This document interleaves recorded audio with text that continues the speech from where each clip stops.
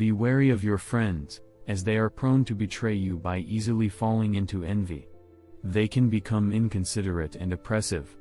Instead, consider employing those who were your adversaries. They will probably demonstrate greater loyalty than a friend, as they will have to work harder to earn your trust.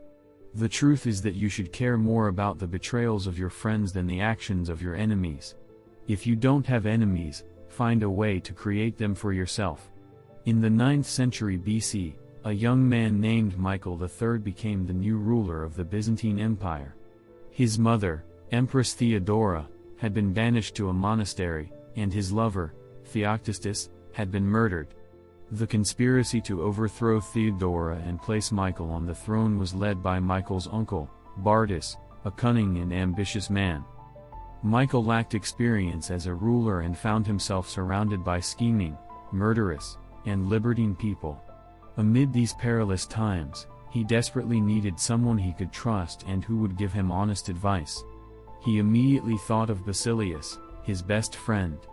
Although Basilius lacked political and governmental experience, as he was in charge of the royal stables, he had repeatedly demonstrated his loyalty and gratitude to Michael. A few years ago, Michael and Basilius had met for the first time. Back then, while Michael was visiting the stables, a wild horse got scared and began to run uncontrollably towards him. Basilius, a young rider originally from Macedonia, saved Michael's life by taming the runaway horse. The young man's bravery and determination left a deep impression on Michael, who quickly promoted Basilius from a simple horse trainer to the position of chief of the royal stables. Michael gifted his friend with numerous gifts and favors, and their relationship became inseparable. Basilius was sent to the prestigious school of Byzantium, where the rustic peasant was transformed into a refined and pleasant courtier. Having become emperor, Michael was looking for a loyal confidant to have by his side. Who better to entrust with the crucial job of chamberlain and chief advisor than to the young man who owed him his promotion? Although Basilius required training for his new role, Miguel regarded him as a brother and loved him deeply. Despite the advice of those who suggested giving the position to Bardas, who was more competent, Michael opted for his friend as his assistant. Basilius acquired knowledge easily and quickly, which quickly enabled him to advise the emperor in all state affairs. However, a problem arose regarding money, as Basilius never considered his salary sufficient. Exposed to the luxuries and splendors of Byzantium's court life, he developed a greedy and ambitious attitude.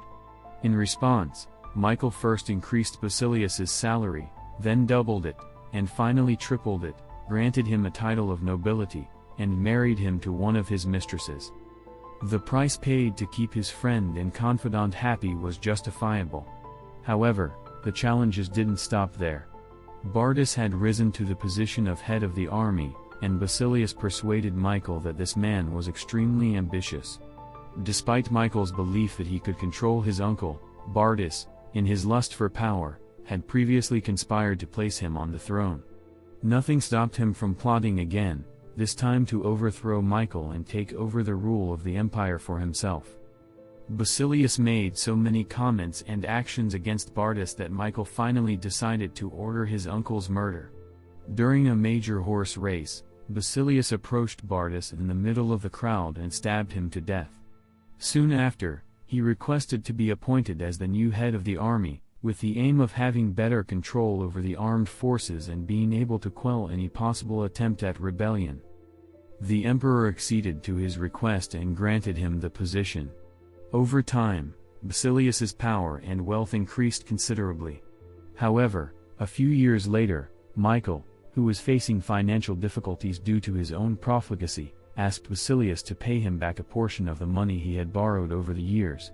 To the young emperor's surprise and dismay, Basilius flatly and arrogantly rejected the request, causing Michael to suddenly realize the problem he was facing. His former stablemaster now possessed more wealth, allies in the army and in the Senate, and ultimately more power than the emperor himself. A few weeks later, after a night of excessive drinking, Michael woke up to find himself surrounded by soldiers. Basilius watched the scene calmly, as his followers finished off the emperor at knife point. After proclaiming himself emperor, he roamed the streets of Byzantium in triumph, displaying on top of a long spear the head of his former benefactor and best friend. Analysis: Michael III of Byzantium relied on the feeling of gratitude that he assumed Basilius would have towards him. He was sure that Basilius would be his best servant, as he owed him his wealth, education, and position. Once Basilius ascended to power, Michael did not skimp on meeting all his demands to strengthen their bond. However, it was only when he perceived the mocking expression on Basilius's face that Michael realized the grave mistake he had made.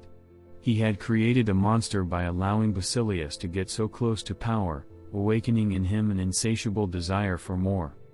By satisfying all Basilius's demands and elevating him through his generosity as a benefactor, Michael only succeeded in getting Basilius to follow the common pattern in similar situations, forgetting favors received and attributing his success to his own efforts.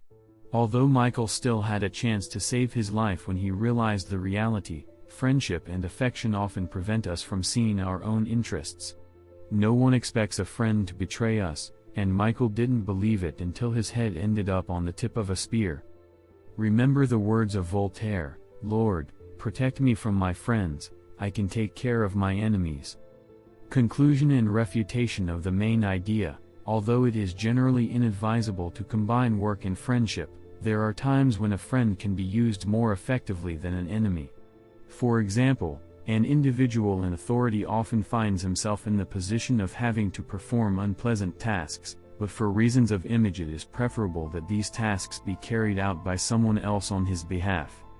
For such purposes, friends turn out to be the ideal choice, since the affection they feel inclines them to take risks in favor of you. Similarly, if for some reason plans go awry, a friend can be leveraged as a convenient scapegoat. This act of displacing the favorite was a strategy frequently used by monarchs and rulers. They allowed their best friend to take the blame for a mistake, since no one would suspect that they had intentionally sacrificed a friend. For this reason, once this strategy was used, the ruler inevitably lost the individual's friendship forever.